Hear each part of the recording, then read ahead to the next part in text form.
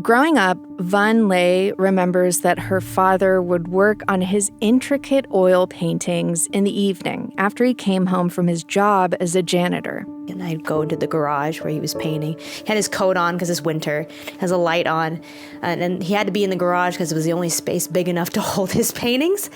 And I'd be like, Dad, it's time to eat. And Mom's done cooking, and he's like, oh, I'll be there in a moment. And he had this big magnifying glass and this tiny, tiny paintbrush, and he was applying like one dot, one brush stroke at a time. She says if she has to pick a favorite painting of his, it's probably the largest one. Because I grew up with it. I remember when half of it was white and he didn't finish it yet. And I remember as a little girl constantly asking him, like, are you done yet? Is it done now?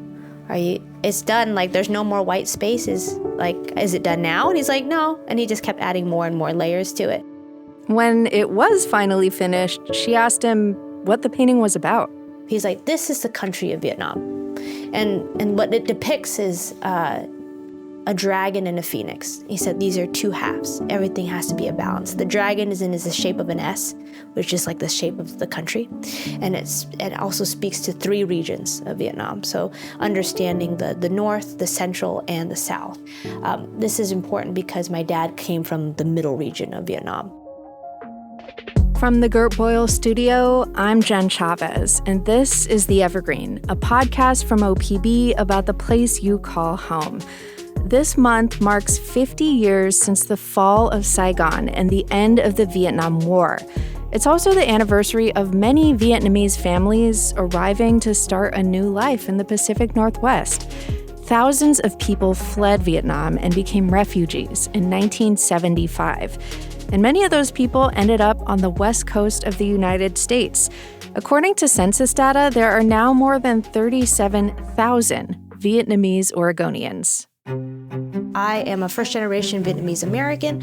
My parents came here to Portland in 1975. And to commemorate the 50th anniversary of the end of the war and her family's arrival in the U.S., Vân Le and her uncle Alan Long have organized a 3-part series of exhibits to share her father's artwork. We want to look at the past, the present, and the future across 3 cities, Lake Oswego, downtown Portland, and downtown Tigard. So we're going to start off in Lake Oswego at the Oswego Heritage House Museum, and we're going to debut some works that my dad painted from 1975 to about 1980. So these are the first few paintings that he produced when he first arrived into America.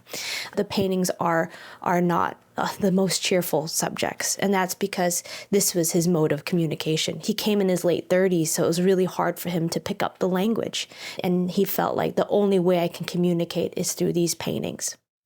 Vân's father died in 2014 when she was a senior in college, and the paintings sat in her mother's house for many years after that. Now, many of them are on display in the art gallery that Vân and her uncle co-own in Tigard, called the Jeffrey Allen Gallery. Vân says that her father's signature often shows Vinh as his first name, but in Vietnamese, his name was Le Quang Vinh, L-E, Quang, Q-U-A-N-G, Vinh, V-I-N-H. In Vietnamese, we always start with their last name and go forward. Vân's uncle, Alan, explained the importance of that. In Vietnamese culture, the last name is super important because it represents not just where you came from, but who you are today is because of who came before you. It tells a story about your whole entire family because that's who you're connected to. Alan remembers coming to Oregon from Vietnam with his large family when he was a child.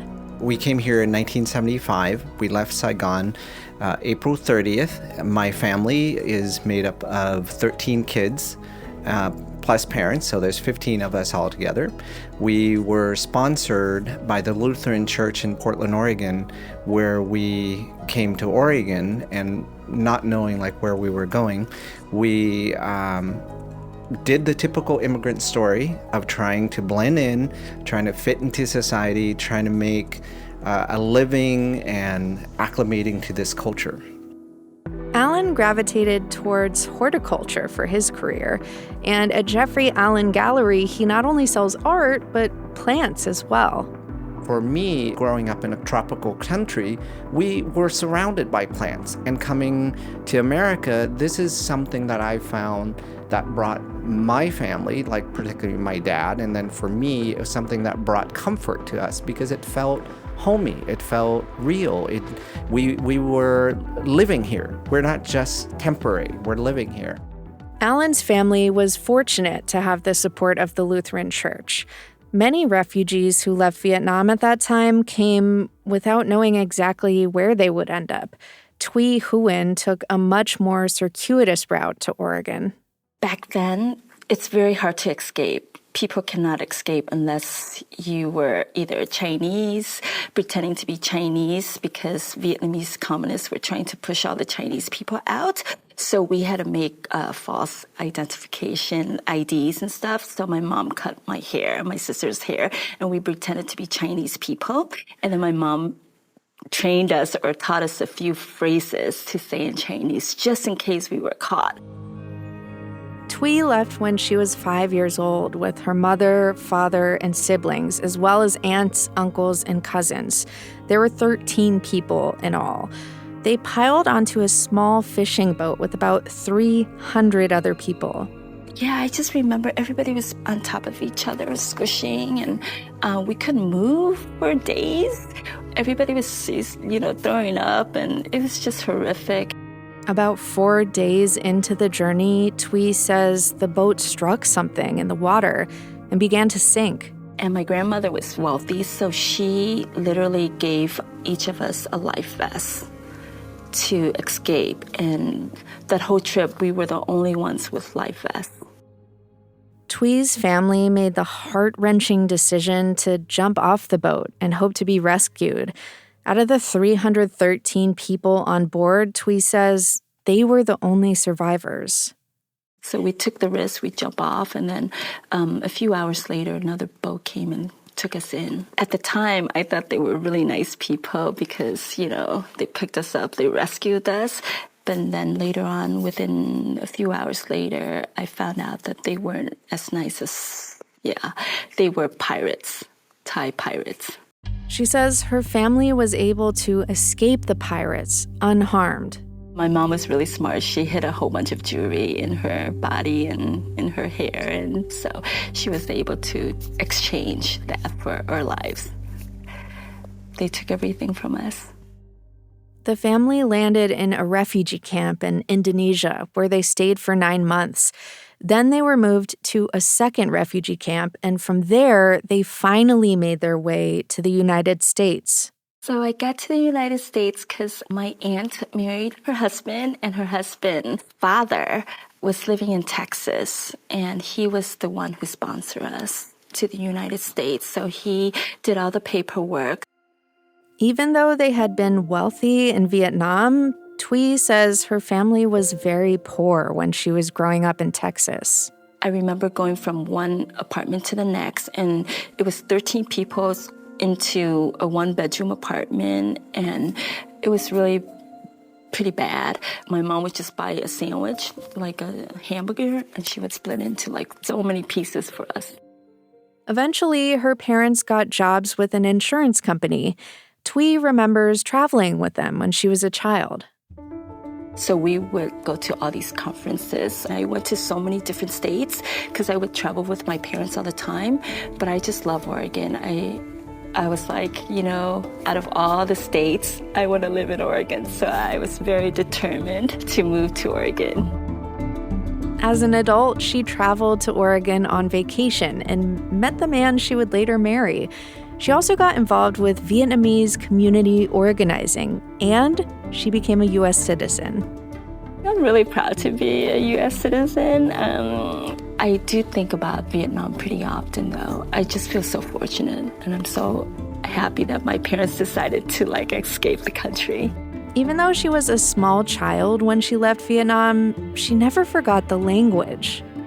Thuy tên là Huyền Tôn Nữ Phương Thuy. Thuy muốn xin kính chào quý vị và Thuy mong mỗi người ở Việt Nam, ở bên Việt Nam với lại ở bên Mỹ có một cuộc sống thật là vui vẻ. I just introduced myself and I just said, I love my Vietnamese people and I hope that everybody would have a wonderful, happy life. Vân Lê says her father also held on to his Vietnamese roots. He taught me Vietnamese, he taught me how to read, taught me how to write it. And while he was painting these pieces, I felt so strongly like, I don't want you to forget what being Vietnamese means. I want to tell you what those mean, and I want to paint it for you. Vun's uncle and business partner, Alan Long, says that even though his family was focused on assimilating into mainstream American society, he's glad that his parents encouraged him and his siblings to continue to speak Vietnamese and learn about their history. And I think being, generationally older than my niece, for us, it was very easy to put our head down and work, because that's what we had to do to survive. But I was very fortunate that I had a very supportive family who always continue to encourage us to speak Vietnamese and encourage us to learn more about our history. We came here with nothing. We came here with only the name that we own. And then from there, we took those dreams and made it into something that is ours. Coming up after a break, we'll hear about the ways Vân and Alan are using art to celebrate the present and look towards the future.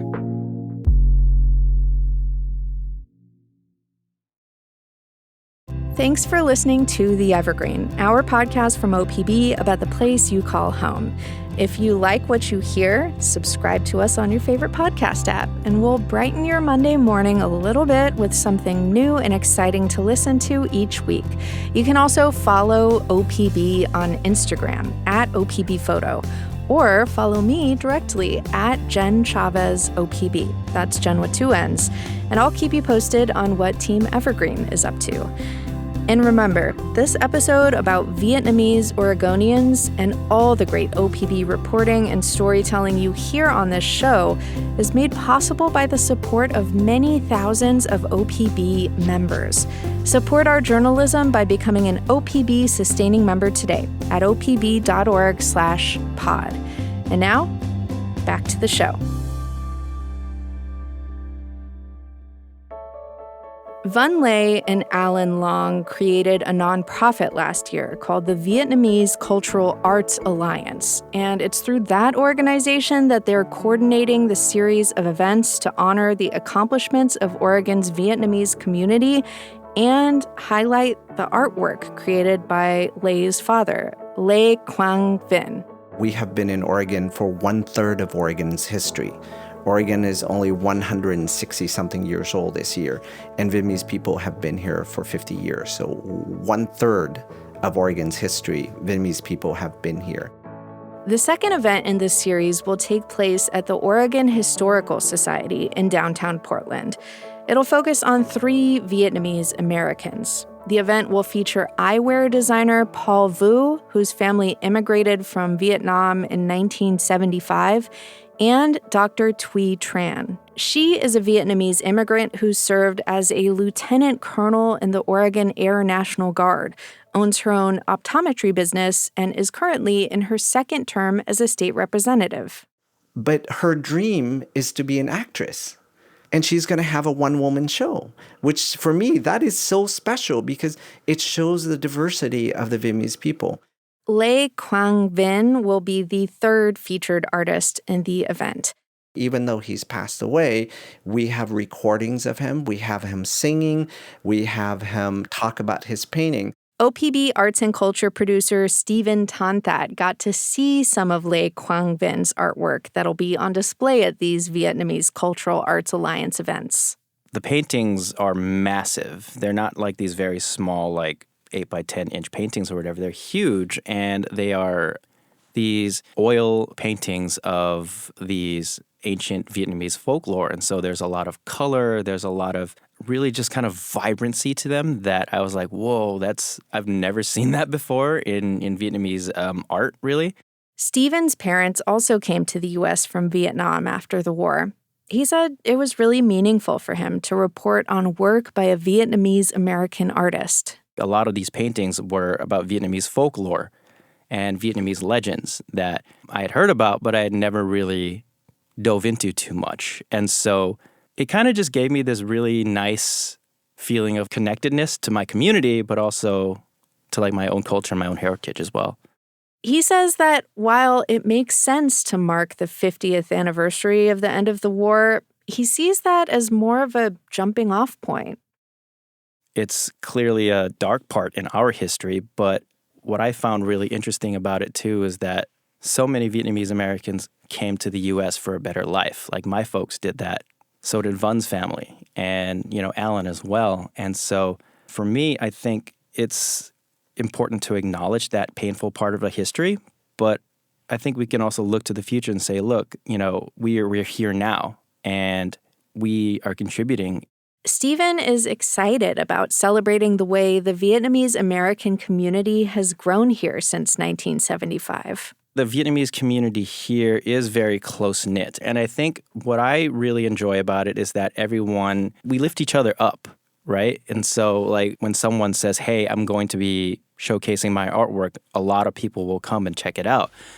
And I think what I really appreciate about the Vietnamese community out here is that we are very unapologetic about being Vietnamese. Like we love sharing our culture. And you can see that through the paintings. Thuy Huynh says she's proud of Oregon's Vietnamese-American community. It's not as big like California or Seattle, but it's pretty big. Of course, we have so many events throughout the whole year, I can't even count anymore. We have Black April, which is the day that we lost our country to the communists, which is April 30th. It's a very, very big event for us. Living in the United States, we have our Vietnamese holidays and we have our American holidays, so we have so many events. The third exhibition in the series Vun Le and Alan Long are organizing will be at their gallery in Tigard, the Jeffrey Allen Gallery. Alan says that the idea behind this event is to focus on the future of the Vietnamese American community. We hold a special temple that is indigenous to Vietnam. And this is the roots of Vietnam.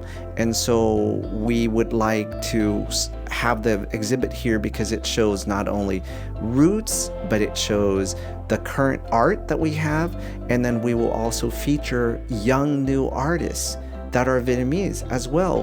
This temple that we have here is a space to connect the future and the past. It is here because of the past, but it is survived because of the future. According to Vun Le, the paintings of her fathers that the gallery will feature in this exhibit are also about looking towards the future. He visited Vietnam in 1995 as a tourist for the first time, coming back to his country after leaving in 75, and his entire perspective had changed. The paintings that came out of that era, now we're talking about the culture of Vietnam. Not just the war, but now we're talking about what is Vietnamese culture? What does that mean? What are the symbols and the memories and the stories that are inherent to Vietnamese people? Because now he wanted to paint to kind of share with the future with me. So I am literally my father's future. And so I'm hoping to be able to showcase a lot of his works, art installation, and the temple. And this is a way to kind of tie back the loop. So this is a way to connect the future and the past. Stephen Ton That definitely felt that connection. I would hope that when people look at these exhibits, they would get a sense of pride in their community and a sense of pride in who they are. I feel a sense of pride whenever I look at those paintings, and I want to learn more as a Vietnamese person, so I would hope other people would do that too. You can read Stephen Ton That's article about the events coordinated by Vun Le and Alan Long at opb.org.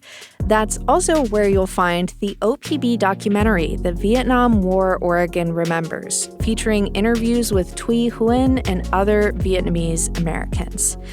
Thank you for listening to The Evergreen, a podcast from OPB. Julie Sabatier produced this episode, and our technical director is Stephen Cray. The OPB podcast team also includes Mia Estrada and Sage Van Wing. Stephen Ton That, Nadine Gelsing, and Julie Sabatier did the interviews you heard. The music in this episode is from Audio Network. If you have a question for us, please reach out. Email us at theevergreen@opb.org. I'm Jen Chavez. Catch you later.